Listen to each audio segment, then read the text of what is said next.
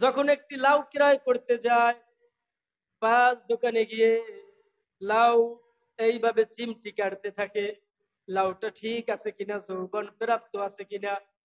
যদি দেখে চিমটিটা লাউয়ের মধ্যে ঢুকে যায়, তাহলে আপনি আমি বুঝি নেই লাউটা যৌবন প্রাপ্ত আছে, খাওয়ার মতো উপযুক্ত আছে।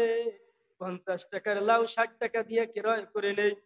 কিন্তু পাঁচ দোকান ঘুরে যদি দেখি একটা দোকানের লাউ ভালো না, অর্থাৎ বিদ্ধ হয়ে গেছে, বাড়িতে নিলে আমার স্ত্রী অথবা মা বোন যারা আছে গালাগালি করবে, এটা খাওয়ার যোগ্য না, 40 টাকা দিয়ে 50 টাকা দিয়ে কেন ক্রয় করলেন।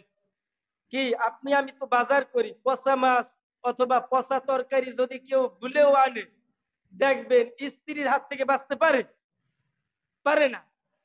কারণ এর ভুক্তভোগী স্ত্রী সে, আপনি আইনা একটা এইভাবে মেলা মারেন, তারপরে দায়িত্ব কার?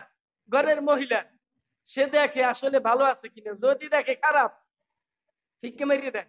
আপনি 2 ঘন্টা ঘুরছেন বাজারে গিয়া সস্তায় মাছ আনার জন্য, পকেটে টাকা আছে 500, দাম চায় 700, কি করবেন ভাবছেন? শেষ সময় হয়তো বা একটু দাম কমতে পারে। 2 ঘন্টা ঘোরার পর 1 কেজি মাছ আনছেন, পকেটে আর টাকা নাই। সেই মাছ আনার পরে যদি আপনার স্ত্রী ফিক্কে মারে, তখন কি ভালো লাগবে? ভালো লাগবে না। তেমনি ভাবে আপনাকে বুঝতে হবে, সাধারণ একটি 50 টাকার লাউ আপনি পাঁচ দোকান ঘরে তারপরে ক্রয় করলেন, কোনটা ভালো?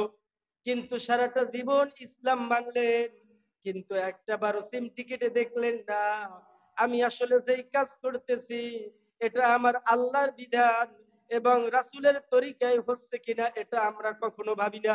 কি ভাই, ভাবি?